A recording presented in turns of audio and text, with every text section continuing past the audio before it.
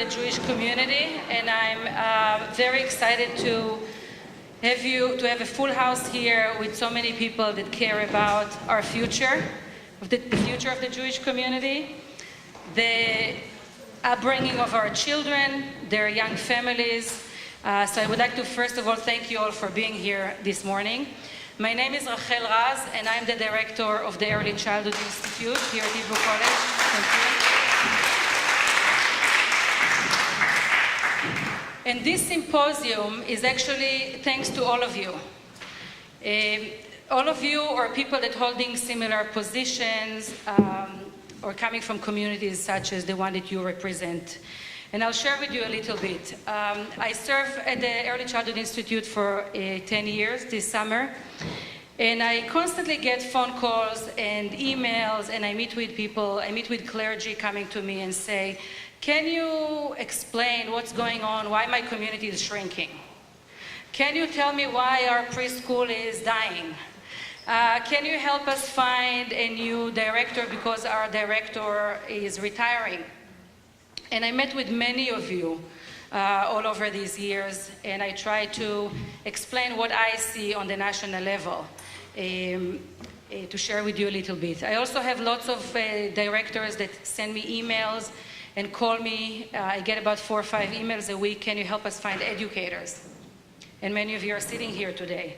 And unfortunately, usually I said, I don't really have anyone in mind. I'm trying to be encouraging, but let me post it on the Facebook group, and let me point you to JEDLab, and let me point you, if you're local, to cgp.org, and let maybe the Israeli Facebook group, so to try to help them, because there is a shortage, there are not enough educators right now, and professionals.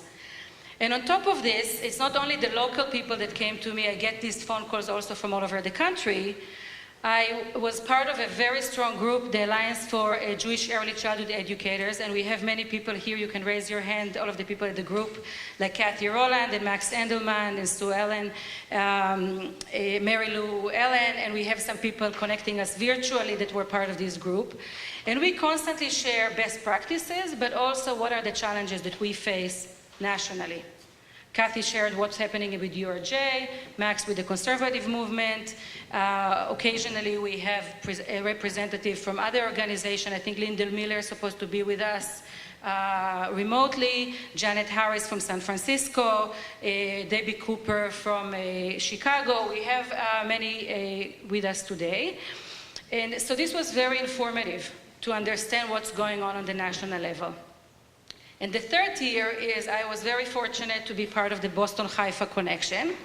And when I met my Israeli colleagues and I visit the early childhood department in the Haifa municipality and learn about the work in Israel, it informed me also that something is a bit off in the United States. Because in the United States, if some of you have young children or if you work with young children, it's early education actually starts at kindergarten. And this is when it's usually free. Some states trying to do universal pre-K and start a little bit early. But most of them start at around kindergarten. There is nothing, everything is private before that. The other thing that for the state of Massachusetts, to be a preschool teacher, you need about 1 class of child growth and development, a couple of hours of professional development, to be a lead teacher, maybe a few more classes. So this is what we are working with. And when my Israeli colleagues came here, they actually start asking me this question: what do you need to be a preschool teacher, to work with children? What do you need to work in a religious school? And we started to unfold to understand why some of the issues that we see are rising. Why do we find less and less kids and families affiliated or engaged or connected to our Jewish tradition? Because the people that are working with them, the people that are engaging them, they're not the highest level that we should have. And this is why I said it's about time that we gather everybody together and we talk about it. About 5-6 years ago, I started having this advocacy and communication here in Boston, and we are now in a better place. We're working more and more to invest in our early education system, and all of the people that are working with families of young children. We're not where we should be, but we're on a good track. And 2 years ago, I took it to the national level because I said, we have a big problem. But I'm not here to come and say we have a big problem and let's all be depressed. I look at every problem as a good opportunity. Growing up in Israel with the notion of like Herzl, if you will it, and I will add also if you work hard, you can make it happen. So I think we can, and all of the people in this room are already committed, invested, caring. So we're trying to create kind of a movement, trying to bring everybody to understand what we are facing, what are some of our challenges, what are some of the opportunities, and trying to find ways how to move forward. To, as we put it on the cover and the title of today, securing a stronger foundation together to our families. So, couple of things that about the day and about the symposium in general. I'm going to start with some more information just to share with you about some of the things that I witnessed over the years that are happening. But we're also very fortunate to have a wonderful panel later on of experts that can share with us what's going on from their perspective. And so you can have the opportunity to learn from them. We also put cards on the table, so if you have questions while they talk, while I talk, please collect them. We're going to collect them in the second part of our morning. We're going to try to answer as many of them. So help yourself. If you don't have cards yet on their table, we'll get you some in a minute. It means that everybody already have some questions. So a couple of the things, so it's not just about what we see in the field that is a bit changing, but also the world is changing. And in the book of Kohelet, we know that there is nothing new under the sun. There's always changes. The question is, what is the change of today, and how are we going to react to it now? So there is nothing new under the sun. There is always changes. We look at the time of the Mishnah, there were changes. We're looking at the time in Europe when the Jews lived there, there were changes. Some of the movement in Judaism were a reaction to some changes in our society and philosophy. So today there's changes. And some of the changes that I want to suggest or bring up, one of them is the change of our families. And Mark Rosen will share more. He did lots of research about that. But one of the things that we know, that many of our families, I want to call them, it's like the fourth son in our Passover Seder table. The one that doesn't know how to ask. Many of them don't know, or they never had the opportunity to experience rich Jewish ritual and tradition. They didn't have this opportunity in their life. They didn't have the opportunity to understand the value of Shabbat to their life. They didn't have the opportunity to learn some of our texts, the very rich texts that teach us about family life, about communal life, about raising children. They don't have this opportunity. And the question is, the Aggadait says, for the fourth son, we need to at ptach lo. We need to come and open for these families. So the question, will we open the books? Will we open the door? Will we hug them, bring them in, those young families? The second thing is, when we're looking about changes of families, and I will add to it, by the way, that this is the fourth son, but I want to suggest there's a fifth son. The one that is not coming to the table at all. And how do we reach out to this fifth son or daughter and bring them to the table and bring them to our tradition, to our table? Another change, and we all know it, we know the statistic about the interfaith, out-of-faith marriage, the changes of our families. We also know that many of them want to raise their kids Jewishly. How can we help them? If we see families that one parent is not Jewish or maybe converted, how can we make them fall in love with Judaism? Are we going to create this opportunity for them in a way that they are going to ask for more? And this is something that we need to think about what we're doing. I know some of us may be clergy, or we are a president of a synagogue. We just think about numbers. It's more than that. What are we really trying to do here? We are invested in the Jewish education. We are invested in Judaism. But can we also, I chose to put, if you probably wonder why we have candlestick for Shabbat on the table. So we need more light. We need more people like you to light these families.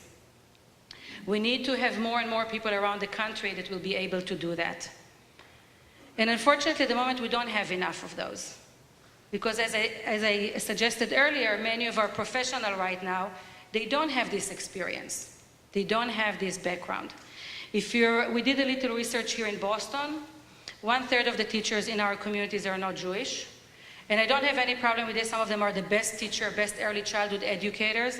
And even I advocated at Hebrew College that they will be part of our master program and certificate program. And many of them look at themselves as an honorary Jewish educators. So they really take it very deeply and they work very hard. But we also need to make sure that we have this authentic experience. Can we tell the kids, I remember when my mom did this and this for Shabbat? Or when I was in Israel? Can we create this authentic experience for the children? And every time that I take a group to Israel, last time half of the group wasn't Jewish. And I actually called some of the non-Jewish directors and teachers and said, you need to come with us. If you're working in the Jewish community, you need to come and learn with us.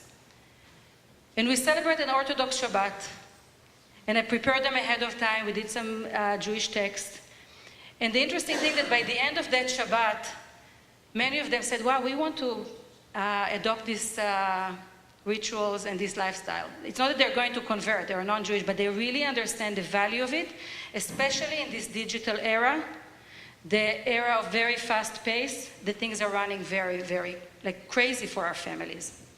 So this is one suggestion.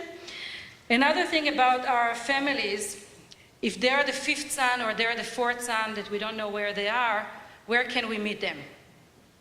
In the book of Nehemiah, he's talking about meeting them in the water gate, Sha'ar HaMayim. Where are they? And we need to go and find them wherever they are. So if they're on internet, we need Kveler. If they're on learning and they don't go anywhere, we need PJ Library to come to their houses in an envelope. But the question is what do we do next?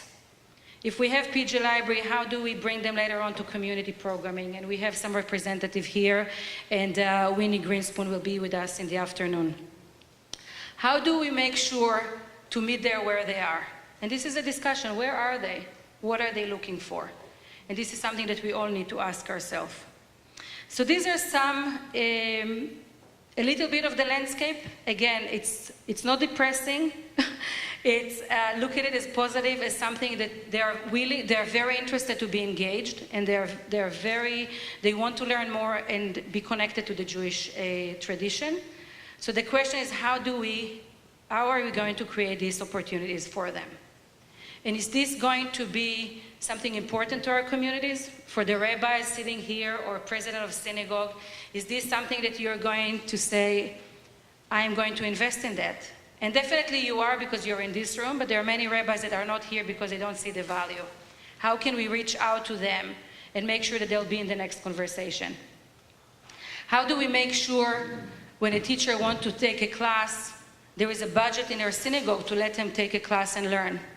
And nobody will come and say, we don't have budget for you, we need it for something else. How can we make it a priority of our communities to invest in the people that are touching the life of our families?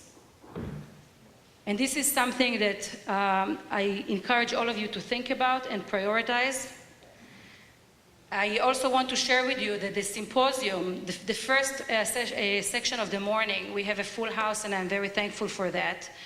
It's about learning about the landscape, learning from experts, but also to empower each one of you wherever you are. If you are a director of a preschool, don't only look up and say, I'm waiting for my federation to give me the fund, and without this I can't make a change. Understand what's going on and reach out to your rabbi and reach out to the community and find a good board of parents and other volunteers to help you. And if you're a rabbi and right now you're not as connected with the families of young children, ask yourself, how can I be more connected? And if you're not sure, we are happy to meet with you and help you to think about it in different forums. And we also invited this afternoon, we have, and also this morning, people on the national level. Because we believe that you need to have everyone committed, everyone engaged on every level we're talking about. From the individual, the small community, to a school, to a synagogue, to a federation, to different denominations, central organizations, but also the funders and on the national level. So there are two goals, actually, there are several goals, but two of my big goals for today are, one is to make sure that we understand who is the connector to our families and make sure that we put the best and the best and the best people at that position. And if we don't have the opportunity to find them, how can we support it and how can we do everything to invest in this piece? And the second thing that I'm proposing in this symposium, and we're going to work on it more seriously in the afternoon, is the need for a national forum. And this is what we call the JEEF, Jewish Early Engagement Forum, because right now there are lots of wonderful initiatives. There are some synagogues that are doing an amazing job, and they are growing and thriving, and people are, and there are waiting lists in their preschool, and the Tot Shabbat is packed, and yoga and mommy and everything is packed, and youth program, they're thriving. They know what they're doing. They're all working as a community. They're putting all the resources together. There are some very successful cities that are doing amazing work, and Kathy is going to share some with us. But we don't have at the moment anyone looking at all of this big puzzle and looking at all of these pieces and come and said, we're missing this or we're missing that. How can we bring this model to another kind of part of the country? We don't have this model. And this is what we created here, the Jewish Early Engagement Forum. I'm not sure how it's going to look like. Right now, it's more like, I shared with some people, it's more like a startup. To bring to the table the idea that we need it. And hopefully this afternoon we're going to start a conversation what this kind of national forum should look like to support in every level. Because this is the level that right now we are missing. And if the conversation will also take place on the national level, hopefully we can get the support of funders, the support of organization, and we can help to address these issues and serve our families better and secure a stronger foundation to the Jewish community. So as I said, for me it's a very special moment. For about 2 years I met with many of you, have lots of phone calls, and trying to convince everyone that it makes sense and it's important. And we're all here. So for me it's a Shehecheyanu moment. And I hope that also for you that you will feel that you're part of this new movement and exciting future that we're going to create together. And I want to invite Jerry. She's one of our cantorial alumni to lead us in the Shehecheyanu. Join me. Baruch atah Adonai Eloheinu melech haolam Shehecheyanu v'kimanu v'higiyanu lazman hazeh.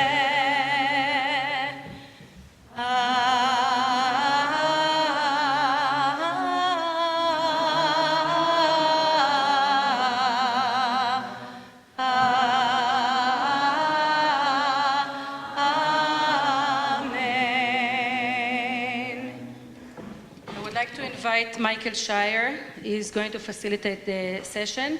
Before we're going to start, I want to say two big thank yous. One to Aina Regazin, if you can stand up.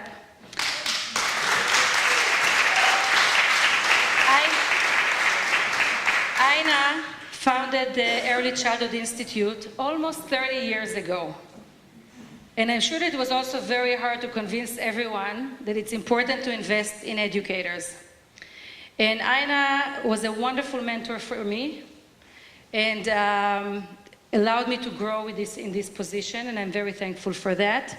She constantly advocated for the same thing that I'm advocating today. So there's nothing new under the sun, en chadash tachat hashemesh, but I think we're facing some other issues, and I hope that we're going to address them. And the second thing, I would like to thank the Harold Greenspoon Foundation for funding this event today, and also for their support at the Early Childhood Institute for about 12 years, at least the 10 years that I'm here. They actually were very engaged in educating educators. And they asked, when Aina was the director, for us to bring our certificate program to Springfield, Massachusetts. It was the beginning of a tri-bid program that Susie was one of the teachers to develop an online teaching.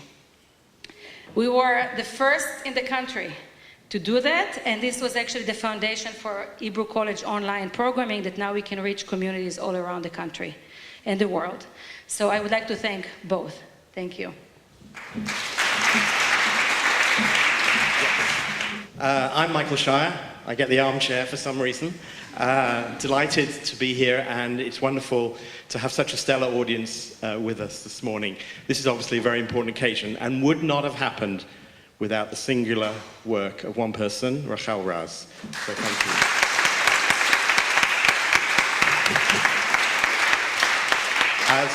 As Rachel said earlier, Im tirtzu ein zo agada, this really was a dream, and I cannot tell you how much time, effort, and work has gone into preparing for not just this day, which is, a one-off occasion, but for the process that's leading to change in the field of Jewish early childhood and families with young children. This is really quite an incredible feat, and it didn't take place by starting a few months ago. We started talking about this, particularly with Mark's help and Kathy's help, a number of years ago. It's been quite a journey, and we are delighted to be at this point, this milestone along the way. It's been an important part of Hebrew College's life. As you've heard, Ina Regerson, over 30 years, saw this as a feature and a commitment of an institution of higher Jewish learning to early childhood, and we continue that commitment today. So I'm very delighted to introduce our panel members. I'm going to introduce them all together, just to get that out of the way. You have their bios on the table. I'm not going to spend a long time on that. We want to hear from them.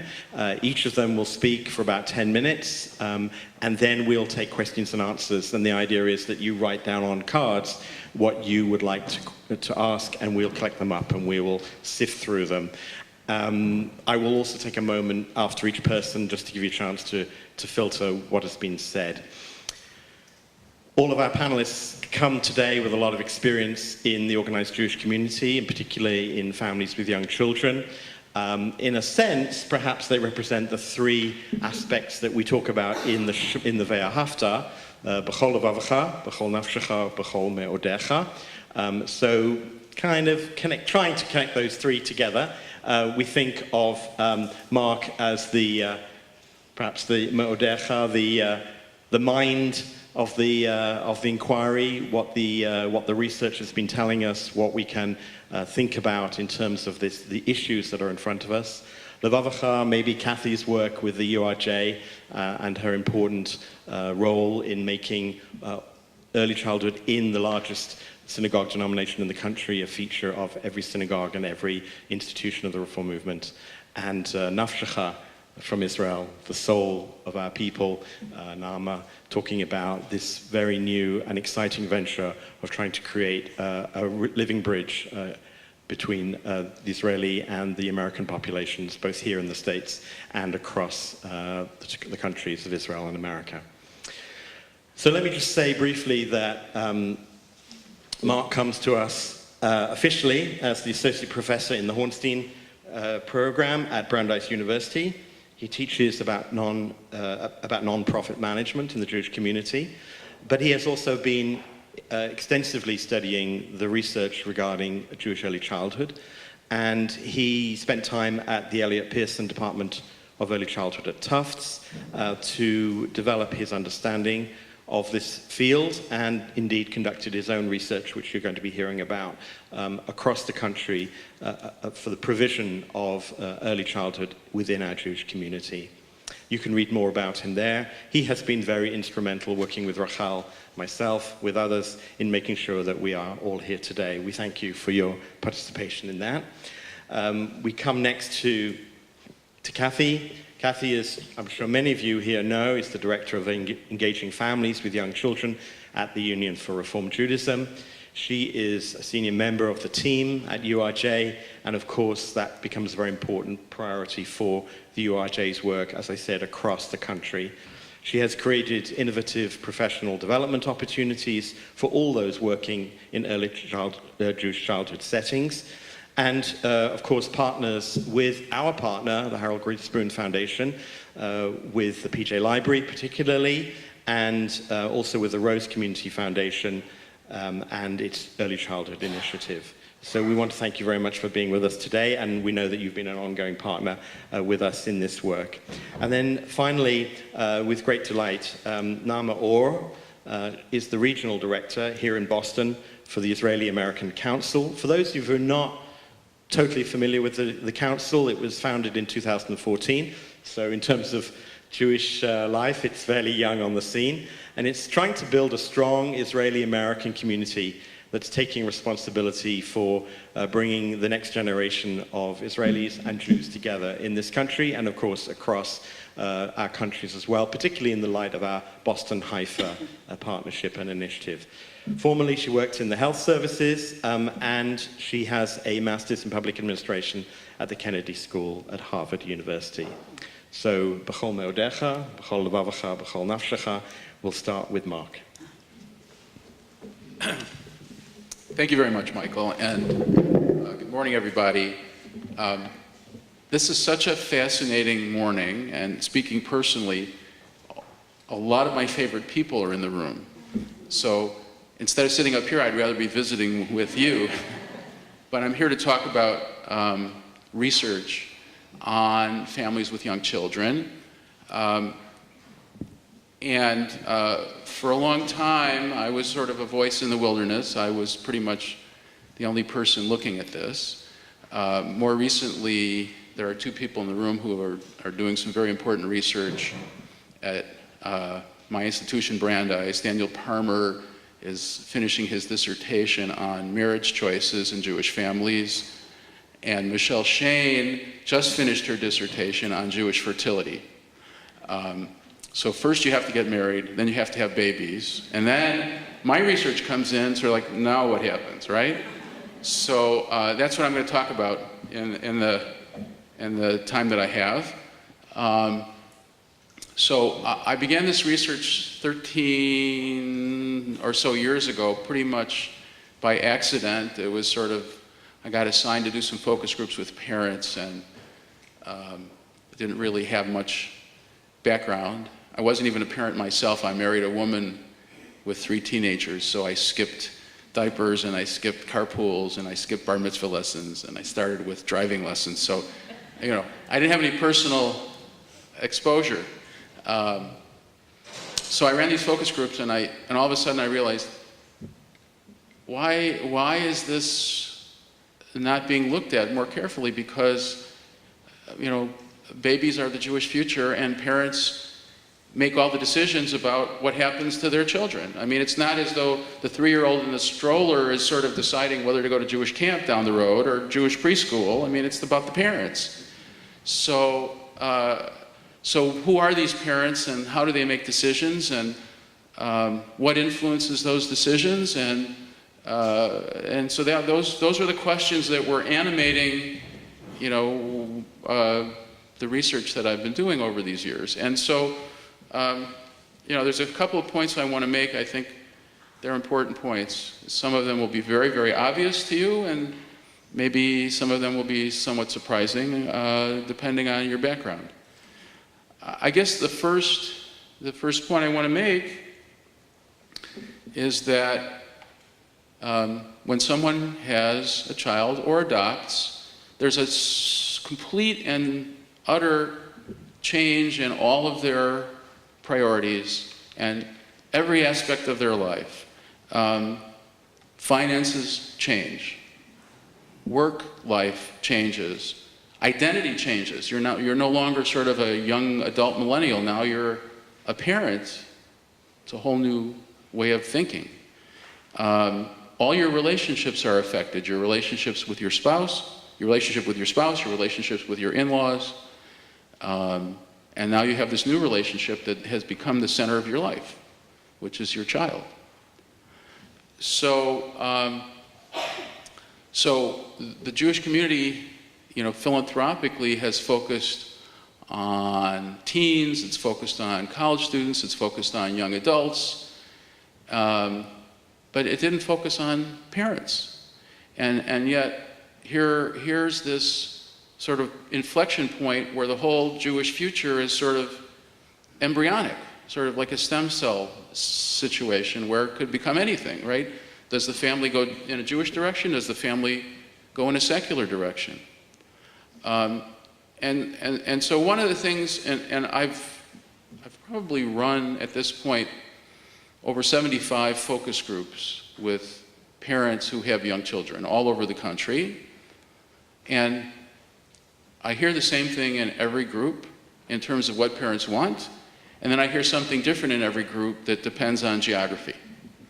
So parents in Naperville, Illinois sound the same as parents in Seattle on Mercer Island, except they'll complain about the preschool in Seattle, or they'll praise the preschool in, Illinois, but their needs don't change geographically, and their orientations really don't change. So it turns out to be the case that in the first 2 or so years after a couple has their first child, they're very open and they're very receptive to something new, because their life has changed and they have a new set of priorities and they don't know what they're doing. There was a TV commercial that's been running lately about these parents bringing their baby home. It's a car commercial, and they're bringing their new first baby home. Maybe some of you have seen it, and they don't quite know what they're doing, but the car is going to sort of steer them in the right direction, But I think it's very true that, you bring your first child home, and you're almost thinking to yourself, the hospital let me take this kid home, and I have no idea what I'm doing. So there's a real search for guidance, there's a real search for support. And where do parents look? On the internet. They talk to their grandparents, maybe, or they talk to their parents, but the couple might live in Seattle and the parents might live in Washington, D.C., different Washington. So the grandparents aren't always the strong influence. I think most of all, parents look to peers and sort of, they get online and they send out, or on Facebook, and they send out queries like, my kid just did this, what do I do? Or, where's a good preschool? Or what stroller do you recommend? And on and on and on and on. The endless questions that come up when you're a new parent and you don't know what you're doing. So parents are very open and they're very receptive.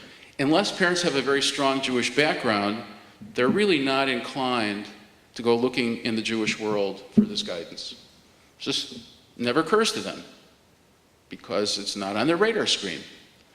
So it behooves the Jewish community to be around, to be present in those sort of inflection point moments in order to shift the parents' thinking and decision processes in a Jewish direction. And over and over and over again, it comes up that peers are the main influence. If I would run focus groups and I would sort of say, well, why did you pick that Jewish preschool? And they said, well, I wouldn't have picked a Jewish preschool, but this couple that I met loved it, and they kept telling me I had to look at it, and I had to look at it, and I really wasn't interested in a Jewish preschool, but they convinced me to go, and once I went, it was like, hey, I really like this place, and I can afford it, and it happens to be nearby, and And so that they chose it. So a lot of it is happenstance. It's not sort of, the parent is sort of got a Jewish sort of mindset and they're looking around, how do I choose Jewish? They're not. I mean, a lot of parents, some are, but a lot aren't. So the more there's a Jewish opportunity to influence those decisions, the more likely it is that some sort of choice is going to be made that's in a Jewish direction. Now, one of the other things that came out of the research the focus groups that I've run is that this window of sort of openness doesn't stay open forever, because by the time, and I don't have like a hard and fast figure, but let's say by the time the oldest child is 2, parents have sort of settled into new routines, okay? So their life is totally disrupted by having a child, and now they've settled into a new routine, and they've made new friends, and they've found local organizations that meet their needs. So they're sort of, I won't say locked in, but they're sort of like nestled in to whatever choices they've made in that 2-year period. In other words, a new normal has been created. And then the question is, does that new normal include Jewish life? Or is it really a secular new normal? And that's really the place that we can have the most influence. So I almost want to say, and maybe some of you won't like hearing this, but I almost want to say by preschool it's too late. Because those early choices are really the ones that matter the most. So from a point of view, if you're here from a synagogue, if you're here from the JCC, wherever your home base is, you really want to be thinking about parents as they become parents. And by the time the second child comes along, the parents have already sort of learned the ropes. So there isn't that sense of newness anymore. It's like, okay, I know how to do this now. I've been through this. There aren't the same questions, there aren't the same sort of there isn't the same level of uncertainty. So if I was going to sort of give one piece of advice, it would be do as much as possible for parents to be in contact with other Jewish parents, because that's really the most significant influence you can have. They might not be receptive to a rabbi, they might not be receptive to Jewish texts, and all these things that we value and treasure in Jewish life,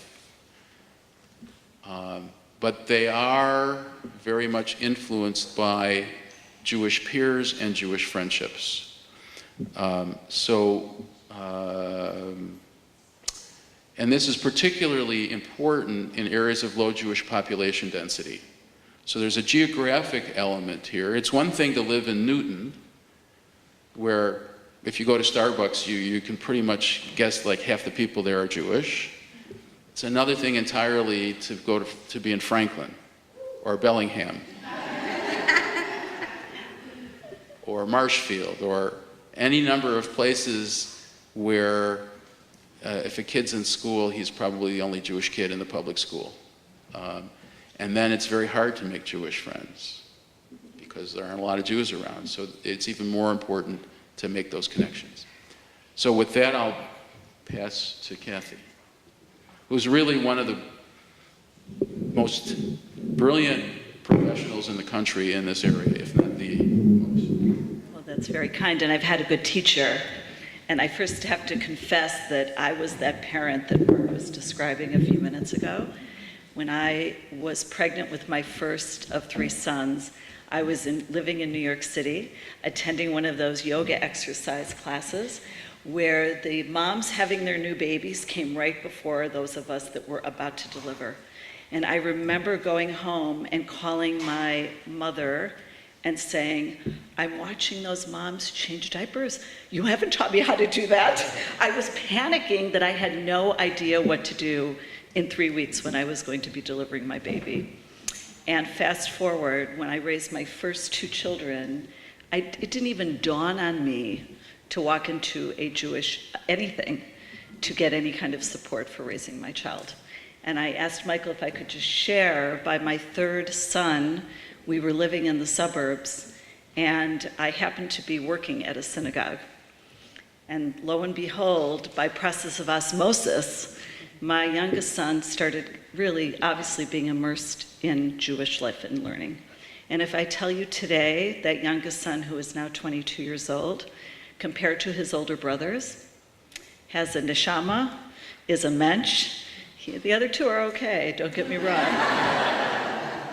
But I saw firsthand, without even knowing what I was doing, the difference it made. And it's really why I'm sitting here with you today, is because it transformed my life as a mother and our life as a family. So with that, one of the first commandments is the Shema, I believe. And I asked if I could go after Mark, because listening to Dr. Mark Rosen, when I started my journey, and the first time I went to a talk that he gave, changed everything about my work and really has had an impact on the entire 2020 vision of the Reform movement. And I don't say that lightly. Rabbi Rick Jacobs, who is our current president, had the good fortune of listening to Mark when he first started. And Mark was sharing out his new research in Chicago, and afterwards Rick went right up to him, and we had a deep conversation about what we were learning about this next generation of parents. And we went back to our office, and Rabbi Jacobs said to me, "I think we have to start thinking differently, don't we?" And I said, "I think we do too." And through the listening that we continue to do with many of the people in the room, our lay leaders, our rabbis, our early childhood professionals, our educators, our executive directors, we started to realize that this generation of parents wanted community, but community didn't equal membership. And we also started to realize that even though we wanted to grow more Jews, and that was very important to us as the URJ, that wasn't necessarily the agenda on these families' minds. So we started thinking about our theory of change at the URJ. And our theory of change, which some of you in the room may have heard, and if you haven't, you're going to be hearing it soon. And I'm looking at Rabbi Julie Zufan in the back. Raise your hand, one of my colleagues, who you are blessed to have here in Boston. The theory of change for the URJ and our vision is not to find more people for the Reform movement, but to build a world of wholeness, compassion, and justice. Because one of the things we learned from these families is they don't know what they want when they're first starting their journey, as Mark has taught us. They know what they want, connections, and they know what they want, community. And we also know these millennial parents, social justice is very important to them. So the concept of our universal values that we talk about as Jewish lenses, we know are very important to them. And if we can provide an environment that is giving them a sense of building their lives for their families around wholeness, compassion, and justice, we then will connect to them and provide community. So I wanted to really emphasize that because when Rachel and I had many, many conversations, I said, I'm really excited that I get to come here as our branding is being done literally today, when you're going to start hearing this message over and over again from the Reform movement, that that's what we want to be for these families. And we don't want to be knocking down their doors and saying, come join our synagogues. We want to say, come on this journey to build a better world, to become more whole, and to do some really important work to repair the world. So with that being said, audacious hospitality is another very big term that you're hearing a lot of from the Reform movement. And the reason that became very important to us is we also learned from talking to many of these families that Mark is mentioning, that they didn't appreciate being, I don't want to say attacked, but enthusiastically received when they would walk into our synagogues, either through our preschools or our Tot Shabbats. There was such an emphasis on getting them to be a part of our community that they felt we weren't really meeting them where they were. And then by having even deeper conversations, we realized meeting them where they were wasn't even enough. We needed to make them feel that not only would we meet them there, but that we wanted to become them and have them become us. And similar to what we do so successfully with youth in our movement, Youth come into our synagogues, they get to test out their Jewish identity in a safe, nurturing environment with their friends. They get to experiment, they get to build their own ritual, and it's all okay. But we don't have the same practice necessarily with our adults. So we've decided to start looking at our families who walk through our doors, either through our preschools or any other way, as our youth, and give them the opportunity to start constructing their own journey with our support, not with our guidance. And what I mean by that is, we don't want to say, come into our synagogue and we're going to tell you how to be Jewish. We want to say, we are here to walk alongside you and help you create the journey for you and your family that feels right for you. And I promised I was going to touch lightly on the work that we are doing in Chicago and Denver and what we are learning about these families. They don't necessarily know, at the stage that Mark has articulated, what synagogue they want, what JCC they want to go to. They just know they want connection and they want to start build community. So we have started experimenting in those communities, specifically Chicago and Denver.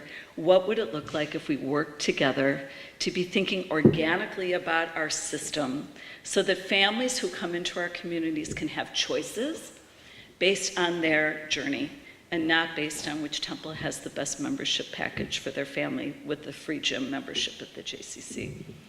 So we're asking big questions now. We're meeting with people all over North America to think about this deeply. We're not up in our ivory tower trying to figure it out. We're working in communities of practice, including we have one of our teams here in Boston. Raise your hand, our community of practice, Nancy Ostroff and her team, so that we can experiment with some new things and start looking at new measures of how we're thinking about the meaning, the impact, and the relationships that we're building for these families for the future of their Jewish journeys. And I hope throughout the day I get an opportunity to be in conversation not only with my Reform colleagues, but with all of you, because in our work in Chicago and Boston, we are working across all denominations. We are working in JCCs, we are working in Reconstructionists, Chabad, everywhere. So for those of you that are here, I hope that I get an opportunity to spend a few minutes learning from you today so that we can continue to deepen our work across North America. Thank you. Thank you, Kathy. Thank you very much. We've been hearing lots of things. I hope you're thinking and reflecting on them, and you're thinking about what questions you might want to ask. Some of them might be something about what is possible to do with parents who are becoming parents. My own nephew is about to give, his wife is about to give birth, I think next week, or we hope, and I'm just thinking to myself, what is it that I need to do right now before he and his wife have their first child, to think about this intervention that you're talking about. So I hope you're thinking about these questions. Kathy, we might want to ask questions about what does it mean to provide wholeness, compassion and justice for our families with young children. What does it mean to stand on the side and walk alongside them?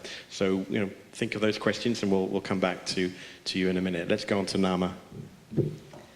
Boker Tov, good morning. For going back to parenthood and giving birth, so I'll start there and explain the journey from that perspective. So I'm a mother of 4. I have 2 boys and 2 girls, and I gave birth to all 4 in Israel. And that's exactly, I would say, kind of the mindset and the difference of giving birth in Israel and giving birth here. And the questions that were raised here are exactly the questions that I want to start talking about. And what does it mean to build a community here when you have to think about Israeli identity, about Jewish identity, and not living in the state of Israel? So I'll explain my accent a bit. I grew up in Boston for 7 years when I was a child. But I was born in Israel, lived in Israel for all my adult life, went to the army, and came here again 4 years ago, as was said, when I came to school here. And we're raising our children here. After I graduated, I started learning about the IAC. And I'll give you a few words, what is the IAC, and then we'll go back to building community and what is our role here as parents in building this identity for our children and talking about early childhood. So today we're talking about 700 or 800,000 Israelis living across the United States. It's about 10% of the Jewish community, and the numbers are growing, especially since the high-tech community is growing as well, also in Israel, but also globally. We just are now finishing a study here with CJP and learning about the Israeli-American community in Boston within the larger Jewish community. And we understand that we have here over 30,000 Israeli Americans living in the greater Boston area, which is 10-11% of the Jewish community. When IAC started, it actually started almost 10 years ago in Los Angeles, but they started for a totally different reason. They started after the Second Lebanese War. There were many, many demonstrators on the streets against Israel. And there weren't any of the 200,000 Israelis living in Los Angeles protesting for Israel. So the Consul General then gathered a group of people and they said, okay, what can we do in order to support the state of Israel from the Israeli perspective with Israelis? And from there, they formed a group that was once called the ILC, was the Israel Leadership Council. It was all a men's club, and they thought we're doing something elite, and how do we bring people on the street in order to speak up for Israel? Over the years, they understood that we're talking more about community and a mindset of a change that we're not only Israelis. 3 years ago at the National Gala in Los Angeles, before it was happening anywhere else, they changed the name from ILC, from Israeli Leadership Council to Israeli American Council. And to have that word of Israeli Americans means that we're Americans as well. We cannot say that we're only Israelis. There's a certain set of mindset of saying we are Israelis for the first time, that we're proud of being outside of Israel. That is something of a new concept. We don't want to be called Yordim anymore. We don't want to be some kind of a burden. We can be an asset, but what does that mean to be an asset? And these are questions that we are dealing with throughout the country. So that on that date when they changed the name to being an Israeli-American Council, was also decided of how do we expand, how did they expand, because I wasn't in the picture yet, how do they expand coming out of Los Angeles and coming to be a national organization? They thought of having 8 different cities in 5 years. That was the goal. We are now 2 years in, because it took time, a process, a strategy, to think what we're doing. 2 years in, and we have already 10 different cities and regions running around the country, and 17 other states with initiatives and with volunteers running it without real cities. What does this mean? This means that this is a growing understanding around the country that people want to lift their head up high. They want to say we're proud to be Israeli Americans, but we are facing difficult issues just like the larger Jewish community are facing. And we have an extra problem on top of that. We also want to raise our children with Jewish identity. We want to keep them with a flair of Israeliness. But they're also second-generation immigrants, because we're immigrants. We have not grown up here and understand the value of community. We don't understand the value of philanthropy. We don't understand the value of sending our children to Jewish day schools. We don't understand the value of sending them to Jewish camps. It just looks like it costs a lot of money. We don't understand why they're doing it. Why do Americans invest in that? And that is something of a mindset that we need to change our community as well. So what have we done here? And what's been happening around the country? Because we understand that we want to be part of the larger Jewish community, and that is where we need to be, you cannot bring people to connect to a community. You have to build community and connect community to community. Because I know even before I was here, there were many, many interactions between Israelis and federations, not only in Boston, but around the country. And because, let's face it, Israelis are not the biggest donors and do not understand philanthropy, but like I said, they weren't really welcome in federations.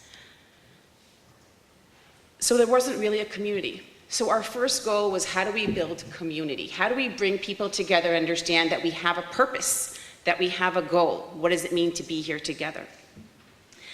So from day one, what we decided to do here in Boston was to build different programs that I'm going to touch in a second, maybe 1 or 2. But the main thing is, how do we build leadership?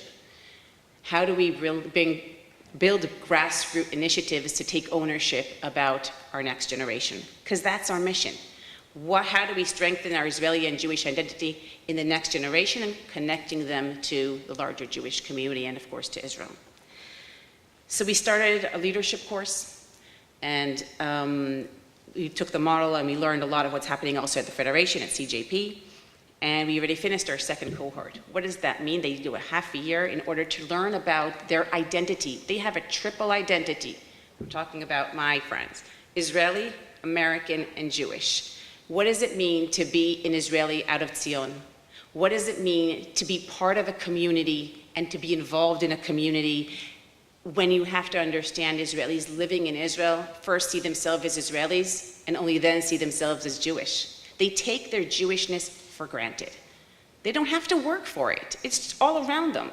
So when I go back raising my children in Israel, of course they went to preschool at the age of 3, like before it was then, and it was like for free.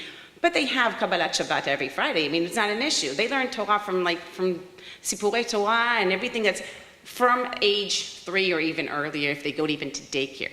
Because it's what's happened. They smell Shabbat. They don't have to work for Shabbat. Okay? Yom Kippur is out there. Chagim are out there, even if you are more religious or less religious. But when you come here, you have to work for it. But do Israelis know how to work in order to maintain their Jewishness? No, they don't. They don't even understand how to be aware of it. So what we're trying to do to create change agents in our community in this leadership program is for them to understand that and then to be change agents in the community and to initiate different programs and different and other people relevant. And where would we go in that? So we have, let's say, one of our alumni teaching and thinking and working with many Jewish day schools here in Boston of how do you bring more Israelis into the Jewish day schools? How do we bring more Israeli Americans to connect on Jewish life? We have many conversations here in Hebrew College as well. We have a partnership with PJ Library. We work, I saw Jody here somewhere. We work also with CJP and we work also with JCC. We do Friday night dinners together. We do Chagim together. We had a huge Shavuot in the kibbutz kind of festival here at the JCC with 700-800 people coming from the Israeli American community, the Jewish community. How do you celebrate our rituals together in a kind of an Israeli flair? But this educational piece is definitely an issue. Like Mark said, their grandparents, our parents are living in Israel. They're definitely not close. They're not in Denver or Colorado. They're across the ocean. And how do you create that peer group that's also super important? Israelis, when they come here, they look for preschool, but they want their kids to continue speaking Hebrew. And that is also another issue. How do we engage? How does this group, how do we engage them into coming into early education in Jewish life, maintaining some of this Hebrew, and then also understanding the importance to continuing it afterwards in Jewish day schools, in Jewish camps. That's our role, that's part of the Jewish organization's role, and how do we do that together? And I would say that there are many, many Israeli Americans living around this country that are very knowledgeable. Many of them, by the way, were educators in Israel, but probably don't even know their way around here. We have to see how it's our role together to engage them into preschools, Jewish day schools, being part of our larger educational institutes here, and also get that Israeli vibe in it, but they will bring it back home. Because when they bring it back home into their society on the Shabbat dinner or with friends or wherever, and they'll talk about that Jewish preschool or Jewish day school, other Israeli American families will get involved, other will enroll their children, and that's the peer-to-peer opportunity that we have here. Last thing that I want to raise is a Hebrew language. That for Israelis is something very, very important to maintain for our children. I hear many, many Americans tell me that if only their children would speak better Hebrew, even though they send them every Sunday or not to synagogue, to Hebrew school, do they really gain that Hebrew language? How can we maintain more of that? How can we preserve it? We have Hebrew supplementary schools, 3 in the area of Boston, but they're all around the country. How do we encourage these kids also here to continue their Hebrew. One of our programs, and it's the only one I'll touch, at the IAC, it was called Sifriyat Pijama. We're moving it to Keshet, which is Kihila, community, Talbut is culture, and Safa, language. Keshet, Kihila, Safa, Talbut, all around Hebrew, not only for Israelis, but also for Americans, about a book club in Hebrew. It's about events that have to do with the Hebrew language, Sipurei Torah in Hebrew, all many things that can, we have a once a month movie in Hebrew with arts and crafts. Many of you probably know Shira Rubin. She has Hebrew play that she's unbelievable and amazing what she's doing, and we're supporting her, and O'Neill. So there are many opportunities to engage Americans and Israelis in the Hebrew language as well, and that's another thing that we have to think of as we move forward, because that's part of the Jewish identity as well. Thank you. Laura Bar, thank you so much. Thank you to our panel. I want to invite you to take a couple of minutes. Always good to kind of filter through what you've heard. Just turn to a neighbor, 2 minutes. Ask yourselves, what are you thinking about? What would you like to share with your neighbor? And then also be thinking about those questions. We're going to come back and bring those questions to the front, and then we're going to ask them. So take 2 minutes now. Many of you will know that today we're having a handover of a British Prime Minister. And Theresa May will be travelling to the palace, I believe, later on this afternoon. She, of course, was in the middle of a leadership battle in the last couple of days, in which it was suggested that not being a parent, not being a mother, was a detriment to becoming a leader in politics. And that actually then put the end to one of the leadership campaigns of the person who'd suggested that. However, we know in the Jewish community that parenthood is an ideal, and that not everyone is able, obviously, to achieve it, but that we as a large community, one of perhaps the benefits of our community is that we can think of this idea of raising a child with a community at hand, and that maybe we are not individually parents, but that as a community we are all involved and responsible for the raising of the next generation in one way or another. And we all have relationships that make that happen, whether familial relationships or community relationships.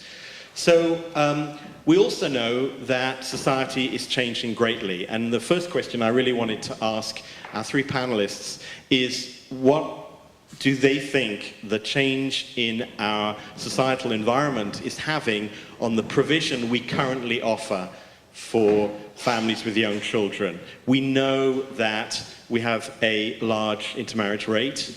We know that we have a more welcoming approach to LGBTQ families. We know that we have parents with special needs who have individual needs and community needs.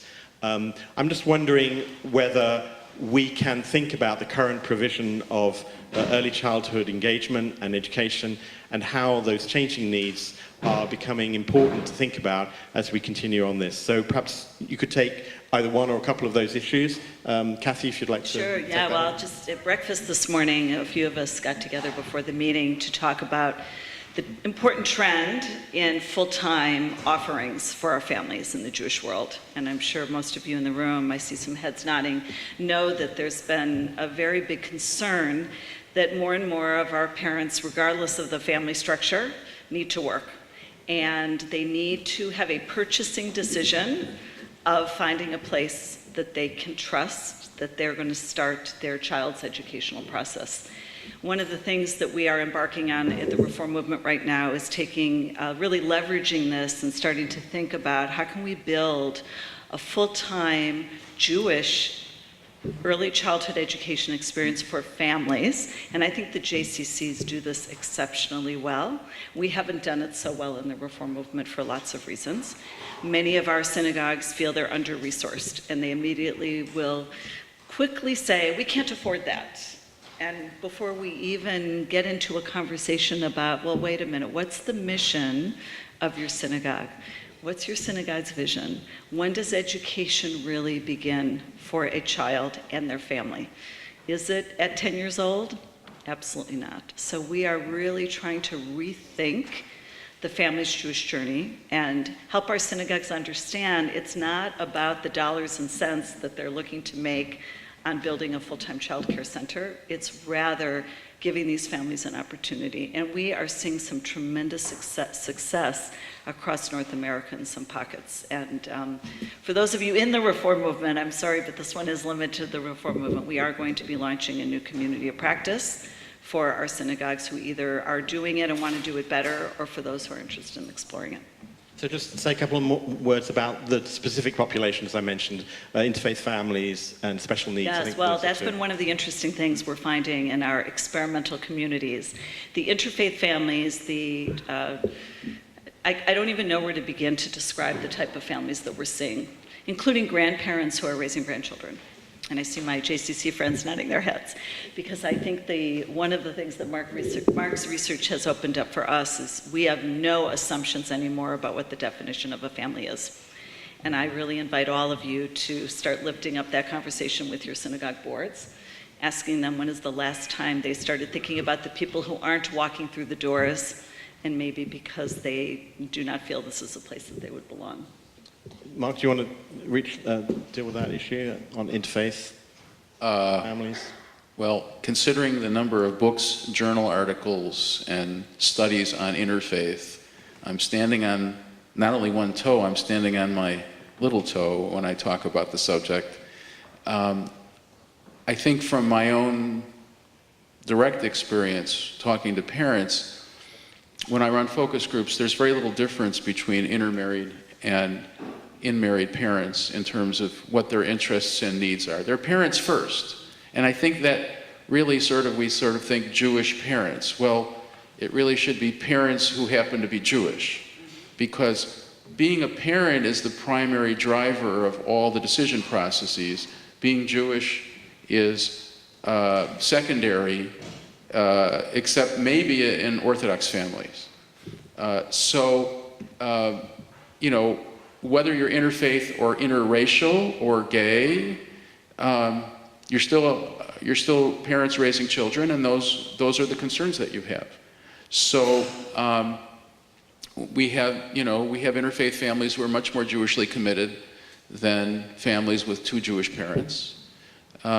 We have all kinds, and again, it comes down to, as a parent, what are you looking for? What are your needs? What is driving your decisions? And whether you're interfaith or anything else, I think is a secondary consideration.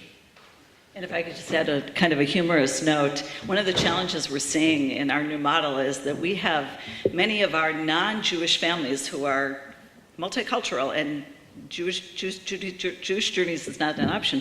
They want to join our synagogues because they're so connected as families. They say, oh, we don't care, we love this place, it's our home. So I think that's we're doing something right in that way. It's very interesting. Good. And let's just do special needs too, because that's a question that's come up a few times from people. What can we do for the special needs community, for families with young children who, as you say, are making their choices? The Jewish community may not always be open and accessible to the needs of those children and of the family as a whole. Other examples where there is good practice going on, where we can be thinking about developing our practice in this area? Nama's going to talk about gateways, of course. I see Arlene Arlene here. Rems is here with her gateways team. The best person to talk about special needs and what the Jewish community has done, because this is an amazing example for the country to learn from. Because from what I know, and I'm very humble in my knowledge about this, but when we have something that has to do with kids with special needs, Arlene is my guru. So maybe that is the point person to speak about special needs. And of course, we're very lucky here in Boston that we have such great institutions, as I should say, funded in great part by CJP, and Laura Baum is here, and we're very grateful for CJP's contributions to all of our major institutions in the city, including Hebrew College, and the work that we do here in professional development. Let's move to the issue of money, because that's come up a lot, the economy and the economics of engaging families in this work. How expensive is it? Why isn't it free? In Israel, as I understand it, it is free. It is in Europe in many cases. Why in America are we setting up a high bar for people to get into all the educational experiences, whether it's JCC, synagogue, or anything else? So what can we say about money and its impact on the effects we're having with families with young children? Mark, do you have any research on that?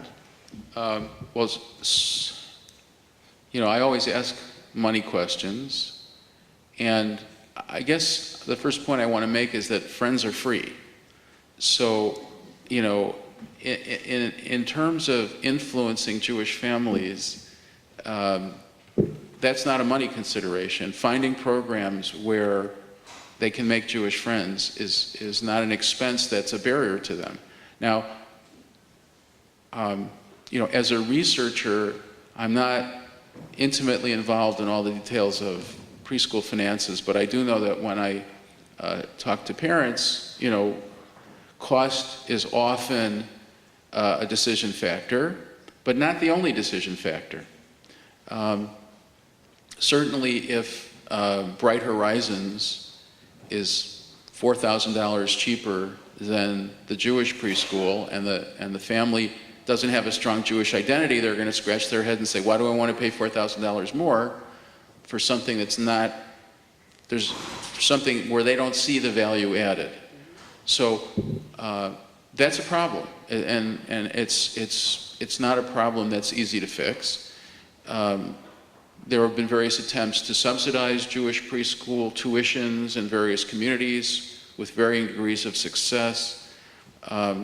The real barriers to Jewish preschool involvement are location and scheduling. If you don't live near a Jewish preschool, you're not going to schlep your kid 30 minutes in a car in rush hour traffic to get them there. It's just not going to happen. And if, as Kathy mentioned, if the scheduling doesn't work, if you need a full day program where the drop-off is at 8 and the pickup is at 5:30 or 6, and the Jewish preschool in your neighborhood is only a half-day program, or else there's add-ons in the afternoon, 4 different programs every hour on the hour. Parents don't want that. So if we want more Jewish families and Jewish preschools, money's only one part of the equation. I think much more important is accessibility. And again, it comes down to the point I keep raising, which is what do parents need? As parents, not as Jews, but as parents. Well, let's ask. If you think, put up your hand, if you think we should offer free universal early childhood education. Okay, so it's about 50-50. Okay, interesting. Kathy, do you want to... Yeah, well, I want to also note that at breakfast, another interesting conversation getting back to the barriers, that oftentimes I think we see in the synagogue world that our leaders will automatically revert to the money, the money, the money. And our parents are telling us that's really not necessarily the barriers. One of our colleagues this morning gave an example of a place that wonders why they don't have more parents coming to their programs when you can't even bring a stroller into the building. So that is what we call low-hanging fruit. Where we see something interesting going on is that our families are realizing that, again, they need to pay for the purchasing decision of childcare. That's how they look at it. However, what they do expect for free, Tat Shabbats, any of the programs that you're offering, those they don't want to pay for. So what we are working with our congregations on thinking about is, again, not focusing on are you making $7 when this family comes to Tat Shabbat, but what are you doing with the family that comes to Tat Shabbat to make sure that you're connecting her to another friend, which is free, so that we start to build community. And it's just shifting the whole conversation. I agree. I just want to say that, just like Kathy just said, I believe that it's all about building community as well. And what we're doing is, even for mothers that are giving birth here, and they're looking for peers to have this discussion with, so they have a place to meet. Let's say at our center here in Newton, every Tuesday morning, mommy and babies come. They just start starting to connect, start having these discussions. And even about parenthood, motherhood, it doesn't matter about what, but they find their right peers. Yes, the financial issue is definitely an issue. Full-time and accessibility is an issue. I must say, though, that at our JCC, and I see Betsy here too, that we have more than 50% Israeli Americans at the JCC. Now the question is, what do we do with them, and how do we integrate them with the larger Jewish community, even at those schools? And we were starting to think about that as well. But in those Tuesdays, when the mothers come with their newly born kids, they start learning about from other mothers what the other opportunities are. But that's, again, what is that building community and peers that you can learn from? Wonderful. So there's a whole series of questions about access, finding young families. Do we just sit back and wait for them to sign up to our programs that we offer? Or do we go out and find them? And if so, where do we find them? And at what point do we begin that work? Is it with young adults who are dating? Is it with high schoolers? Or is it in college? Or is it actually with parents who are, as Mark said earlier, about to have a baby? Where is the access? What's perhaps the best way to leverage finding young parents instead of just waiting for them to come to us? And we have some questions here about how synagogues can be particularly involved in reaching out to these new parents, perhaps when they don't even know who they are yet. So I did share with the panel when you were all chatting that you are blessed that Honeymoon Israel was birthed out of Boston. And I had the good fortune a few months ago of being at their first reunion, where they brought 16 couples together from North America who had had a Honeymoon Israel trip. And Mark Horowitz, my wonderful colleague who couldn't be with us today, and I got to facilitate a few conversations and sessions with these couples. And we were intrigued by, and remember, Honeymoon Israel, if you don't know anything about it, their focus is really not just on interfaith couples, but they are trying to help couples of very diverse backgrounds. And we'll leave it at that. Find a way to fall in love with Judaism. That's what they want. And what we heard from these 16 couples throughout our 48 hours at the Shabbaton was now that they had the spark, and of course Israel we know is a wonderful spark, they were desperate to have the Jewish community be there for them. And we kept hearing over and over again that was not happening.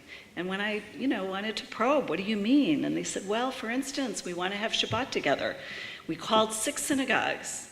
They're all full. No one's got room for us. Pesach is coming. We want to have a Seder. We called the JCCs. They're all full. Where are we supposed to go? So I think what we are challenged as a Jewish community now that we see these couples that are ready to throw their hat in and say, we're here, we have to figure out a way that we are going to not just meet them where they are, but provide something for them based on what they're looking for. And that is a very important challenge that I invite you to be a part of a conversation with us about. Mark mentioned before that something very important, that mainly when you become parents, you start thinking about your identity and your children's identity. When you grow up, you have other things to think of, definitely who you're going to marry. But it doesn't mean that you can't work on both sides. So yes, you need to work with teens and start talking about them, because they're going to grow up one day and be parents. So how do you work with teens about Jewish identity and being part of this larger Jewish community and connection to Israel? How do you work with college students? How do you work with young adults? And each one of them has a different focus and what they're looking for. We have programs for this, and for that. But when they are young adults and then they decide to they get married and they have children, we already have them.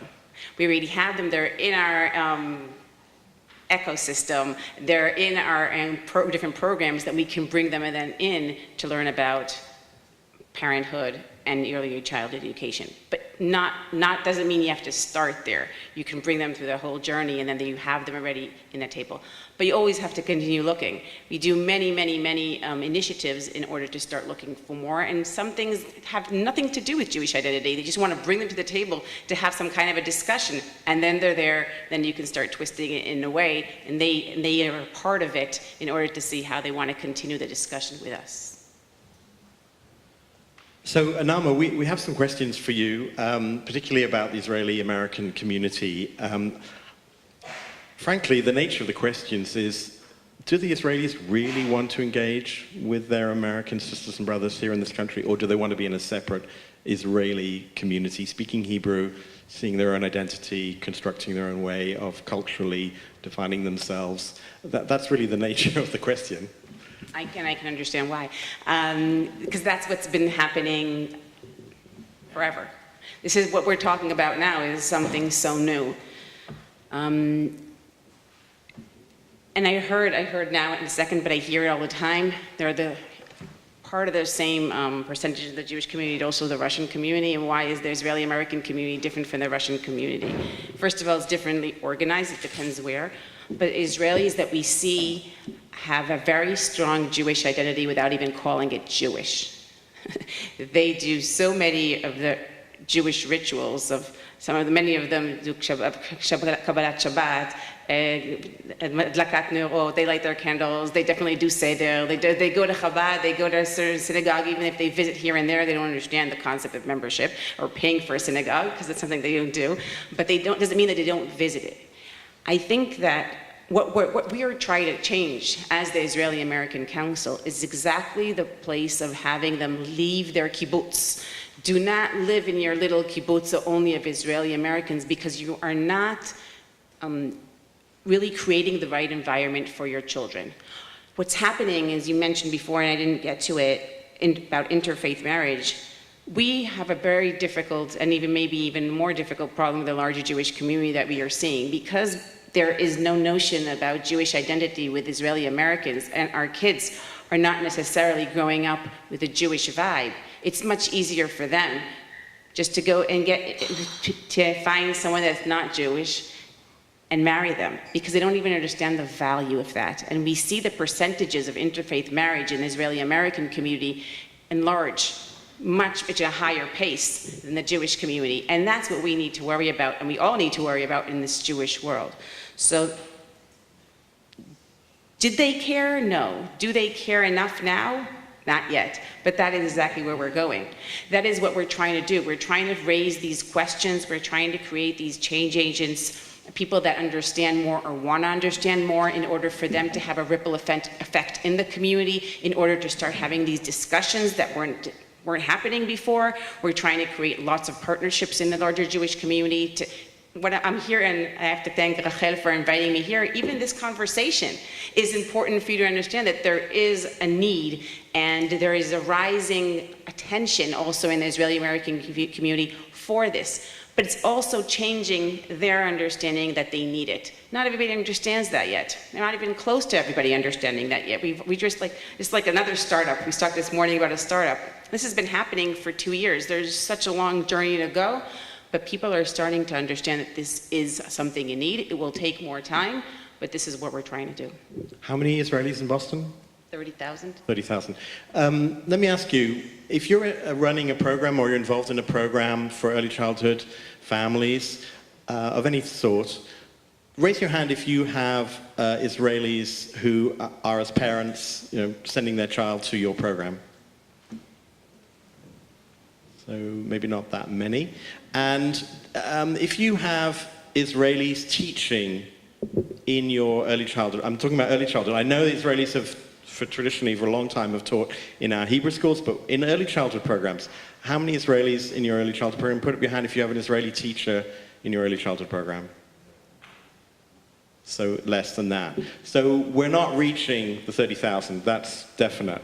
And we have more work to do, and that's why Nahama is here, and that's why we're keen to help. I would even have like in our day schools, preschools in Israel, and I'm sure that you have it here in a different way, but I want to invite the Hebrew, Israelis and Hebrew speaking even to your preschools.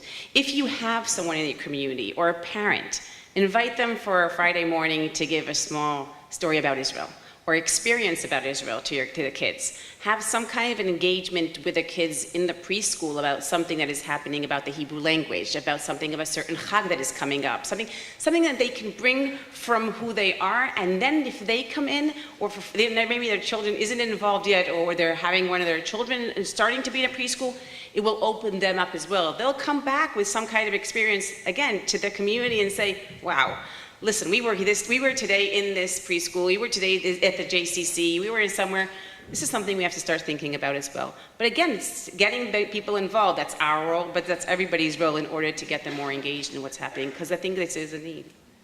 Great, wonderful. If you've got more questions, you want to send some more up this way, we'll be very welcome to have them.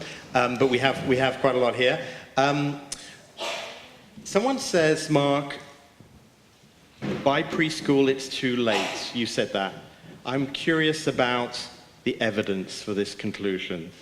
Why do you know that, and why do you say that? Okay, now I'm being held responsible for an offhand comment. So, I want to sort of elaborate on some of the points I made earlier, which is what kind of trajectory parents are on, whether it's a Jewish or a secular trajectory.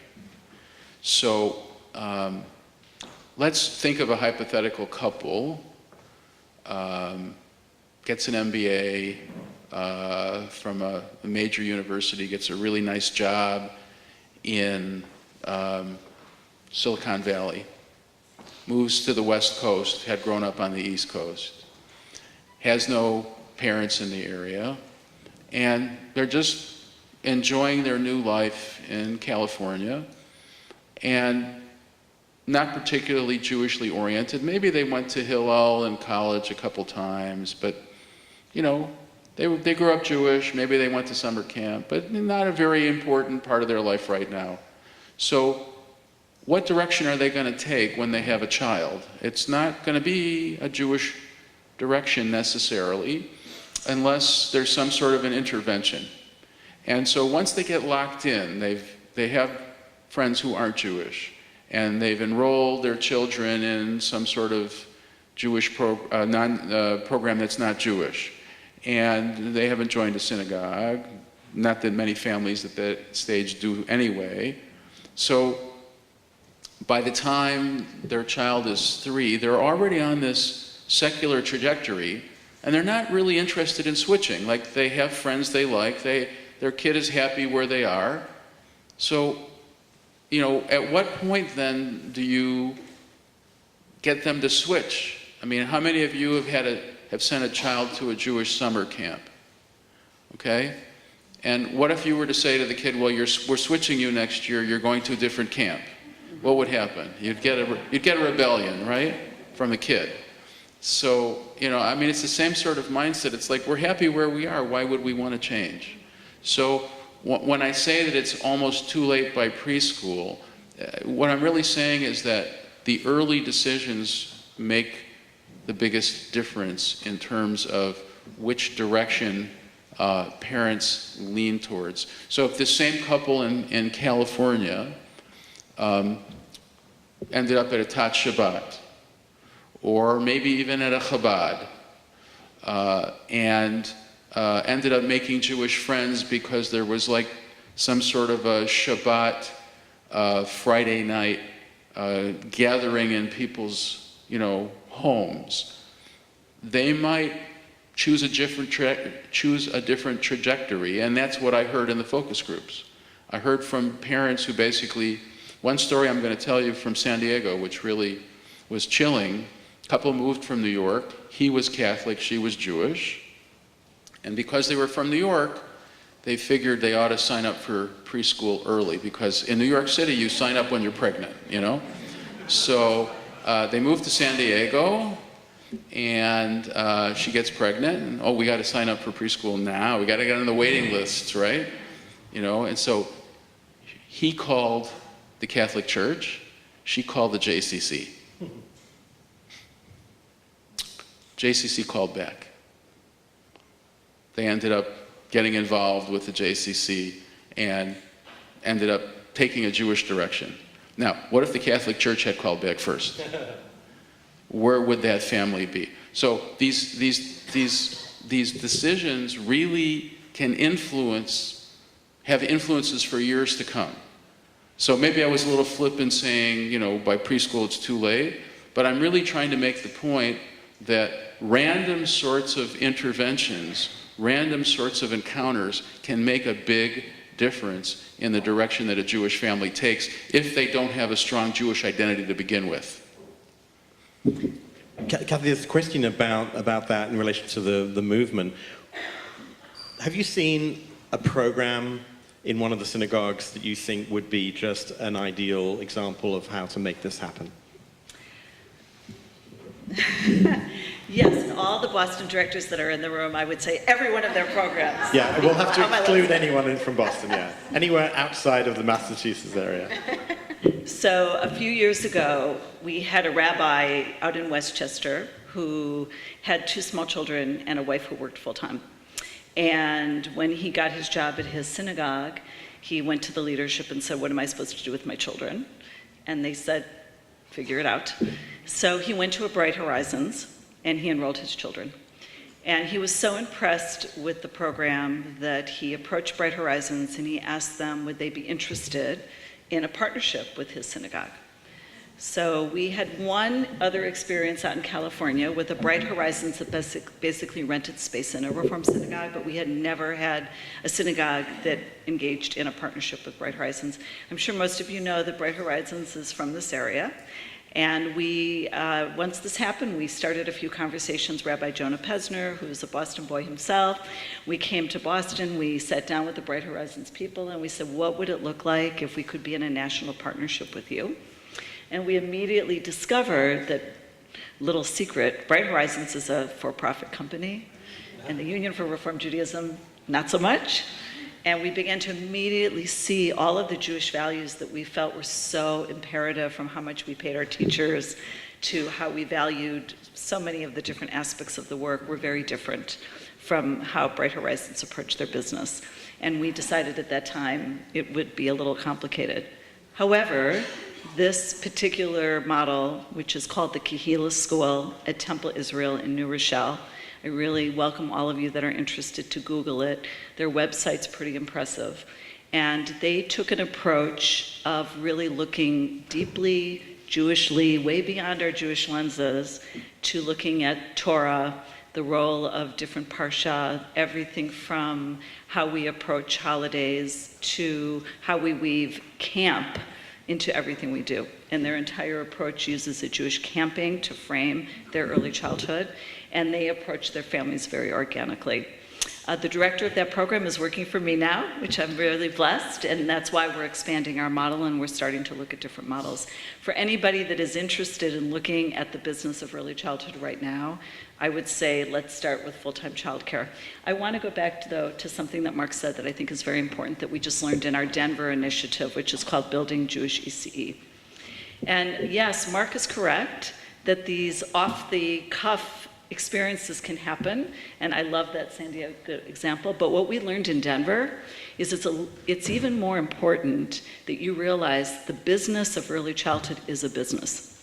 And these parents, because it is a purchasing decision, a little different from do you have Taught Shabbat Friday night, when they start their inquiry process and they are competitive shopping for the right place for their family, and Jewish is not in the back of their mind, from the minute they go to your website, to the phone call, to the inquiry process, we saw in our deep dive in Denver, it really mattered how we were approaching that.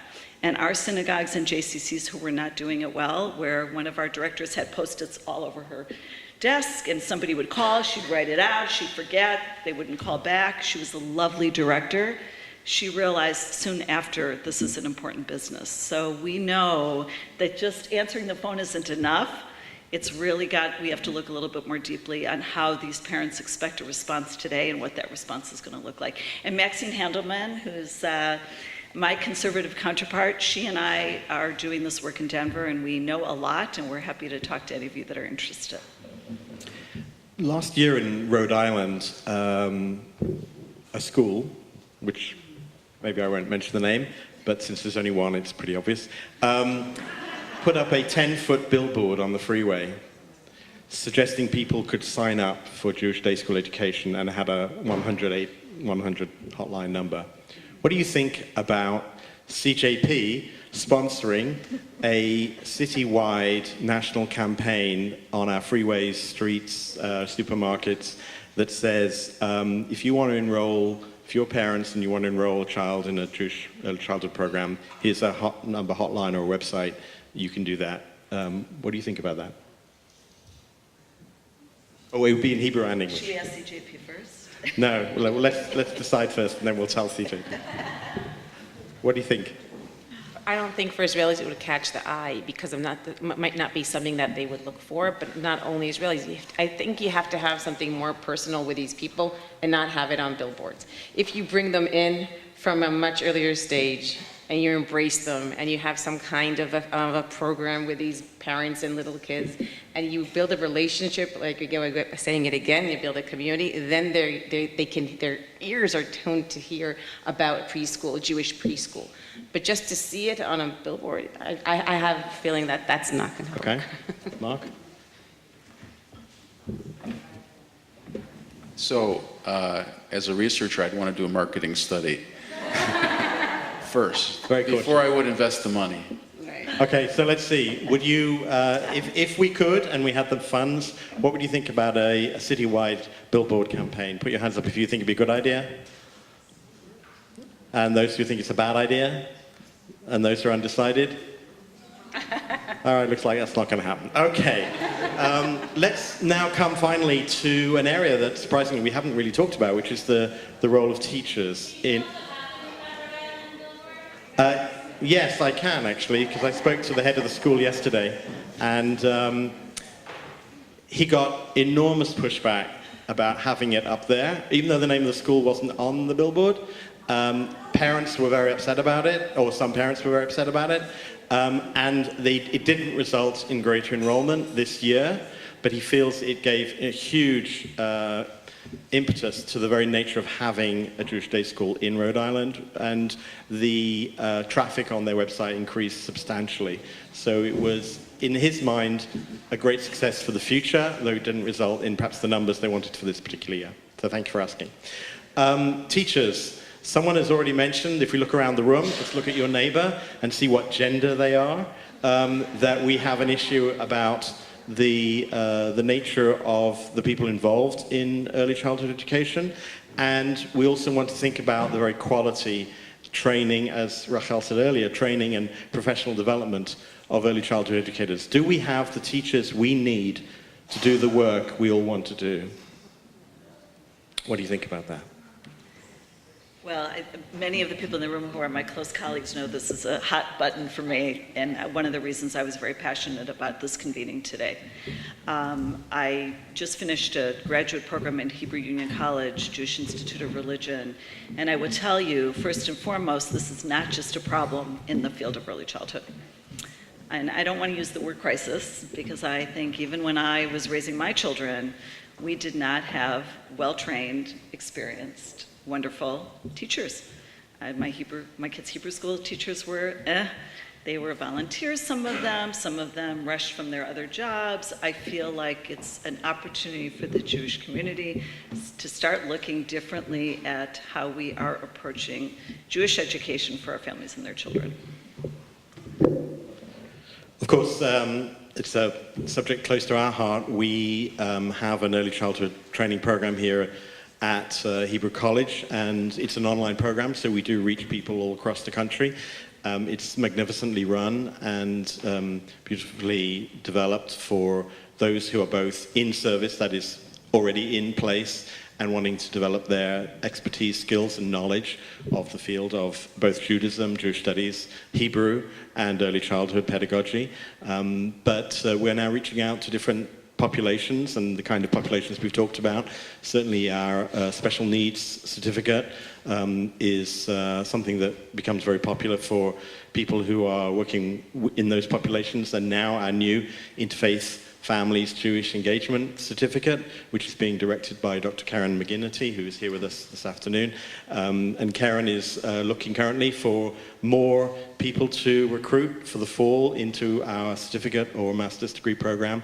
This is the first time ever in the country that an institution of higher Jewish learning has offered an academic, in a sense, an academic qualification to do the work of working with early childhood and those interfaith families that are coming to us, and we're excited about the possibility that comes with that. Mark. So yeah, I want to jump in here with a little bit of a contrarian position, which is that there's really two types of individuals that we need in this field. One is early childhood educators, but the main focus there is on the children. But then there's the engagement professionals whose focus is on the parents. And it's a different set of skills and it's a different kind of training.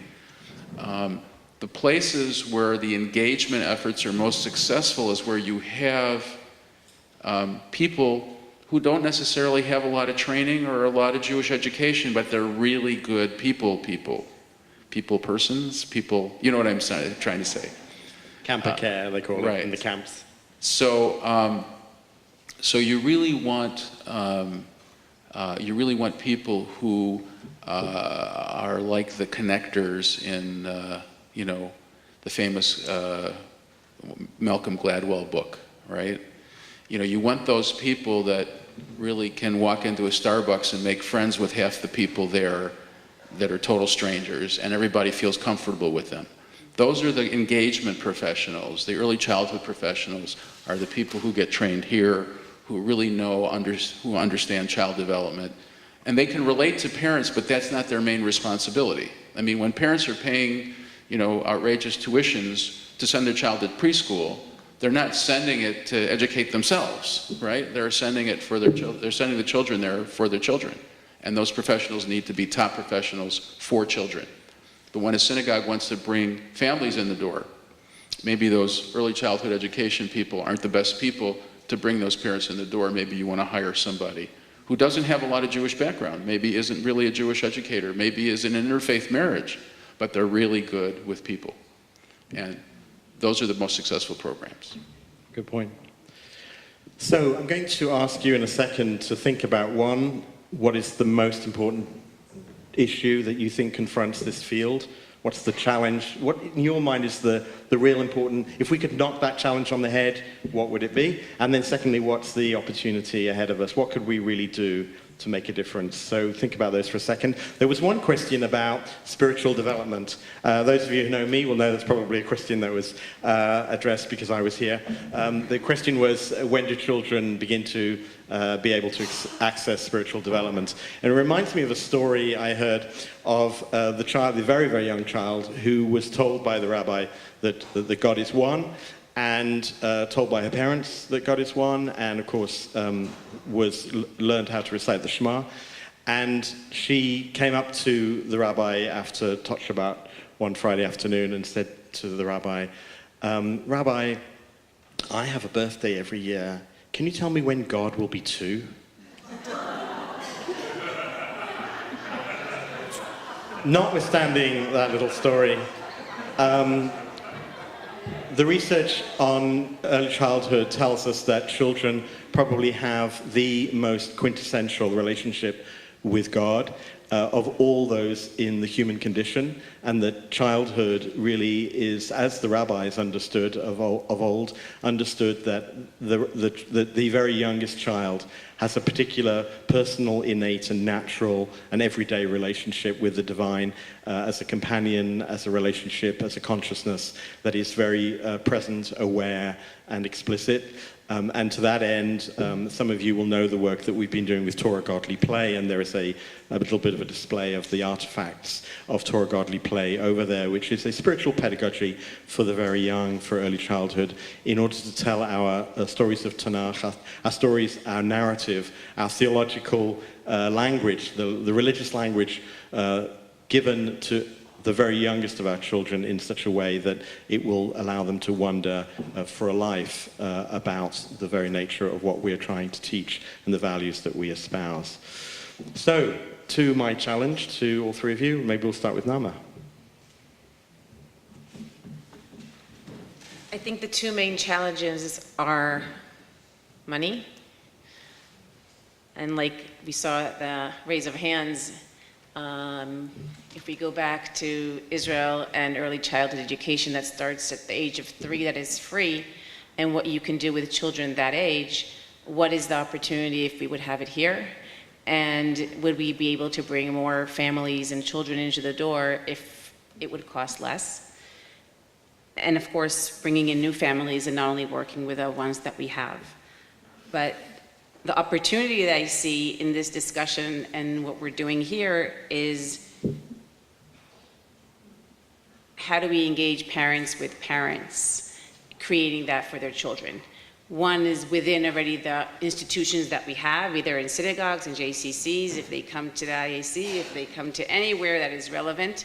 How do we engage Jewish parents with non-Jewish parents? How do we engage Israeli American parents to Jewish local Jewish American parents in order for them to create some kind of again, it doesn't have to do anything with identity, nothing about Jewishness, but how do we build some kind of a community with them so it continues also out of preschool in order for them to invite one another, in order for them to have different conversations and enlighten them with knowledge that not necessarily they would have. So I would look at the opportunity of creating some kind of a larger community with the resources that we have. Thank you. And I think I want to just add to what Nama said. I'd like to push us to think even younger than 3. It reminds me of, wait until they're 10. No, let's not wait until they're 3. Let's start looking at these families from those honeymoon Israel couples' perspectives to help them start constructing what it means for them to start this journey so that we can start meeting them there. And I think the rest will start to come a little bit easier if we do that. And so far, that to me is our sweet spot that we haven't figured out. And a wonderful opportunity that I see, and many of us have been having the conversation now for many years, and I think it was apparent today, there isn't a shared language, there isn't a shared understanding. We throw out different vocabulary words, assuming everybody understands them. And I think the Jewish community is at a time now positioned properly to really get together and have one conversation where we're all speaking the same language. And it may not be Hebrew yet. I hope someday that it will. We still speak English, most of us. Okay.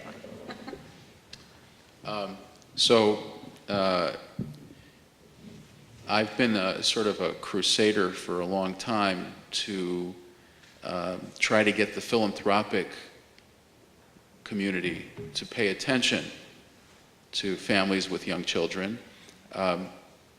Those of you who sort of know the Jewish larger landscape know that a lot of money goes into day schools.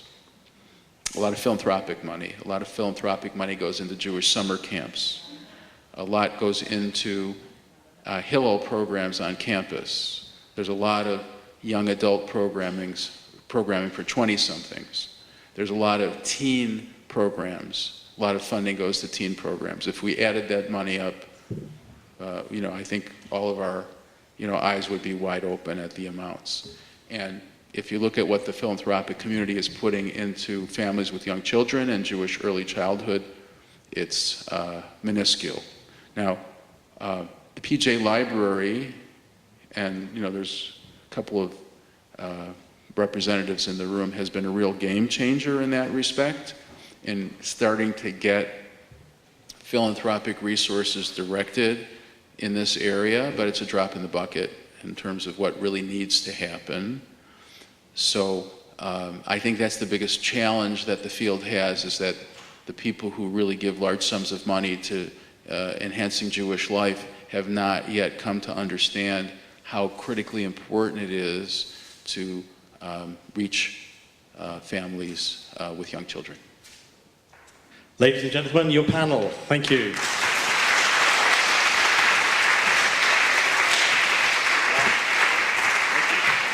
Thank you very much for all of you.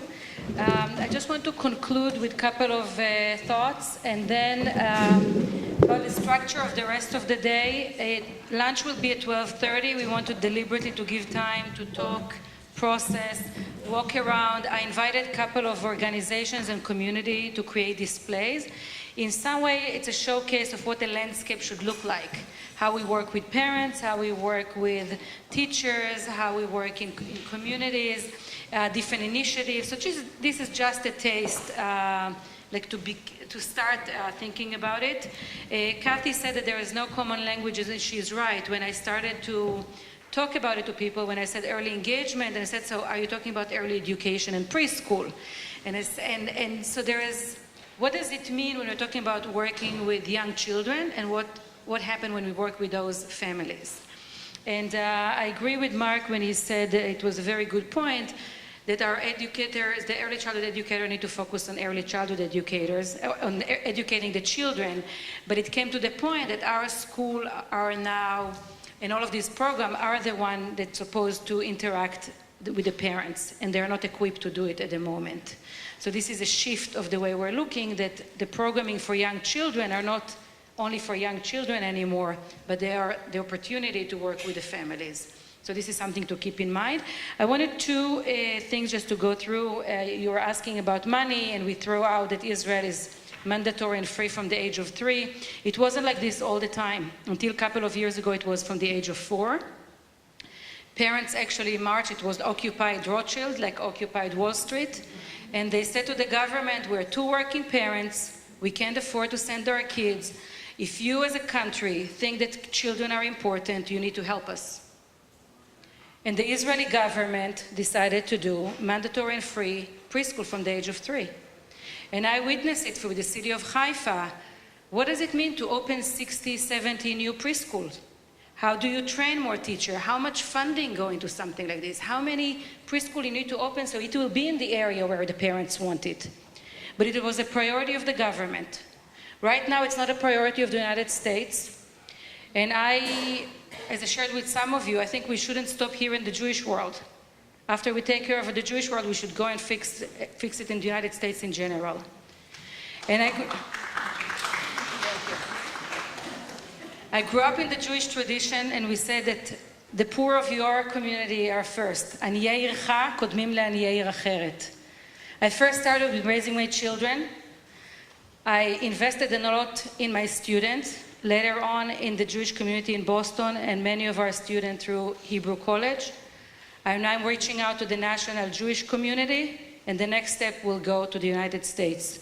We met with Deval Patrick 2 years ago. He was our governor at that time.